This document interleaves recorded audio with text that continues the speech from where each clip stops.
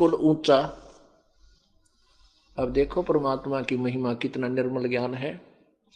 ब्राह्मण, बनिया, अक्षत्रिय, शूद्र, ये चारों कुल ऊंचा।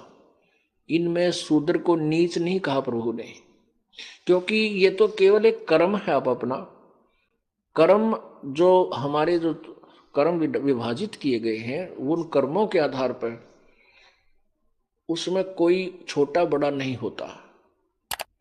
अब जैसे एक मुख है, अपने शरीर का अंग है, हाथ है और पैर हैं, पेट है, ये हैं तो अपने ही अंग।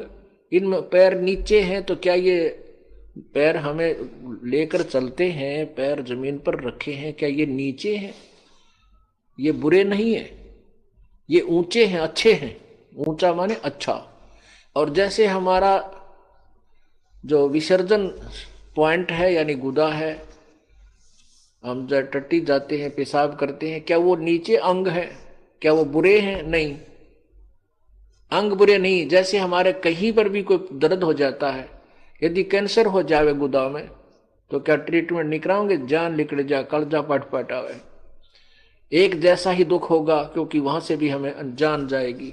तो ऐसे ही ये चारों जो वर्ण हैं, ये एक ही अंग है।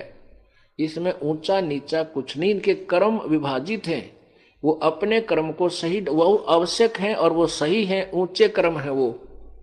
यदि किसी के टट्टी का बंदा पड़ जाए, कल की मारे, बता क्या गुदा बुरी है? तो ऐसे ही, और एक महीने 10 दिन यदि बाजार में ये स्वीपर झाड़ू ना मारे या वो नाले साफ ना करें, कल की पाट जाए, सारा शहर गांव छोड़ के, घर छोड़ के भाग जाए। तो ये नहीं कहना कि ये नीचे नहीं है, ये बुरे नहीं है, ये हमारा सब एक समाज अंग है। ऐसे ही परमात्मा ने समझाने की चेष्टा की है कि ब्राह्मण, बनिया, अक्षत्रिय, शूद्र, ये चारों कुल ऊंचा, और निग्रह द्वारा न जावे योगी जो जत इंद्री सूचा।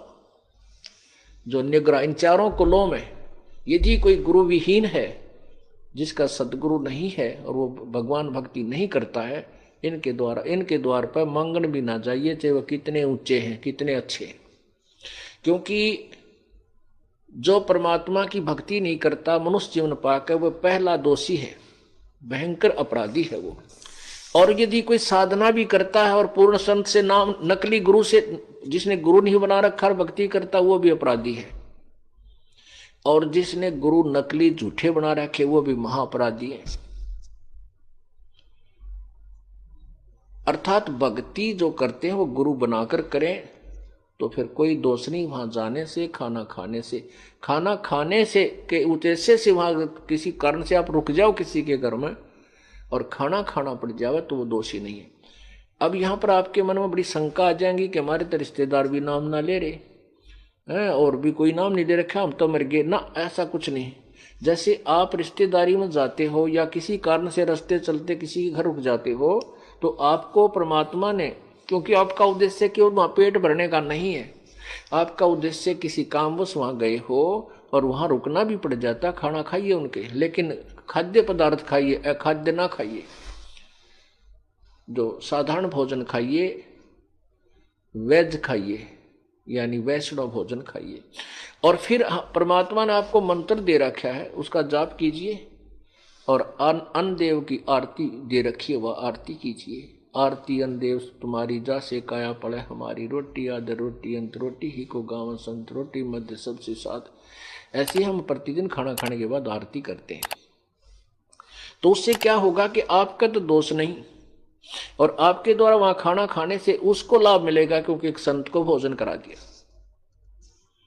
और जो नाम नहीं ले रखा, जिनके पास उपदेश है ही नहीं, वो नकली संत बनकर जगह जगह खाते फिरते हैं, कहते हैं वो तो टट्टू बनेंगे, उनके फिर अगले जन्म में देना होगा। ऐसे इस तत्व ज्ञान के आधार से आपने